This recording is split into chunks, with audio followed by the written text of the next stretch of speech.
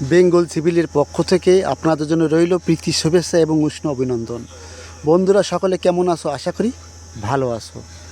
আজকে পাবেন সিভিলের সবথেকে গুরুত্বপূর্ণ একটি টিপস, ওজন না করে রডের ওয়েট কী করে বের করতে হয়, একটা রড ব্যান্ড করলে কত বাড়ে, টোটাল জানকারি পাবেন আজকের ভিডিওর মাধ্যমে। এই জন্য শুরু থেকে শেষ পর্যন্ত ধৈর্য সহকারে দেখুন, অবশ্যই আপনার ভিডিওটি কাজে আসবে।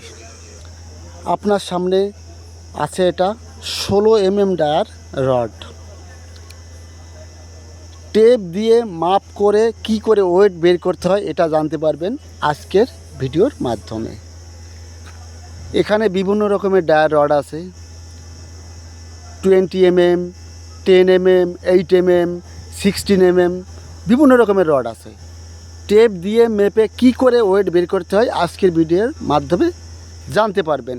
এই জন্য ধৈর্য সহকারে শুরু থেকে শেষ পর্যন্ত দেখুন, অবশ্যই আপনার কাজে আসবে ভিডিওটি। এই ফর্মুলাটি খাতায় নোট করে রাখুন, অবশ্যই আপনার কাজে আসবে।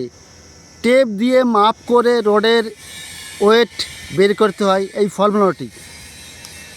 ফর্মুলাটা হচ্ছে ডি ইন্টু ডি ডিভাইডেড 1/62। এই ফর্মুলা টেপ দিয়ে মেপে রডের ওয়েট বের করার ফর্মুলা। ডি মানে ডায়া। এখানে রড দেখতে পাচ্ছেন, এটা 16 ডায়া। 16 ডায়া। তাহলে দেখুন এবার ডি ইন্টু ডিতে আসছে 16 ইন্টু 16 আর 160। দেখুন ইজিক্যাল টু 16 ইন্টু 16 ডিভাইডেড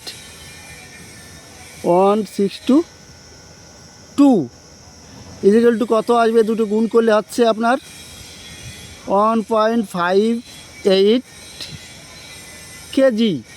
এটা কিন্তু 1 মিটারের ওয়েট। 1 মিটার রডের ওয়েট 1.58 কেজি। এইবার একটা রড কত লম্বা হয়? 12 মিটার। একটা রডের লেন্থ মানে লম্বা হয় 12 মিটার। তাহলে এর সঙ্গে 1.12 মিটার ইন্টু 1.58 গুণ করলে কত কেজি ফুট লম্বা রডের সেটা বেরিয়ে যাচ্ছে।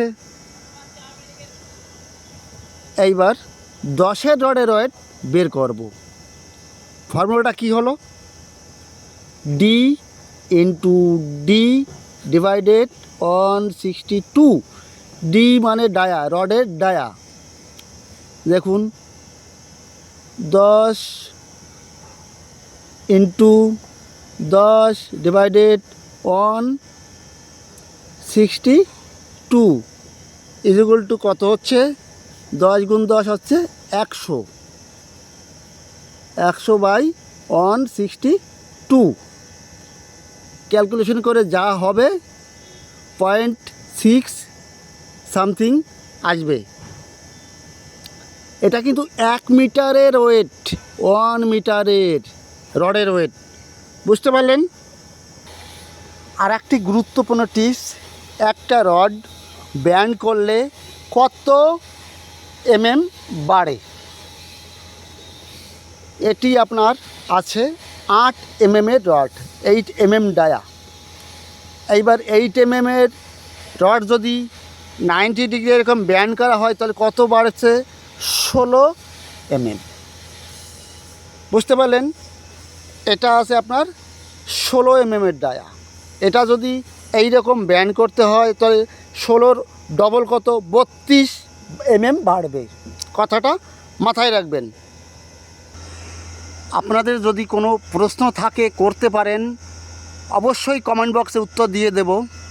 সিভিলের যে কোনো বিষয় প্রশ্ন করতে পারেন, কমেন্ট বক্সে আমি উত্তর দিয়ে দেব। পরবর্তী ভিডিও থাকবে বিবিএস কীভাবে তৈরি করতে হয়, রিংয়ের কাটিং লেন্থ, রিং কী করে কাটিং লেন্থ বের করতে হয় সেটা জানতে পারবেন।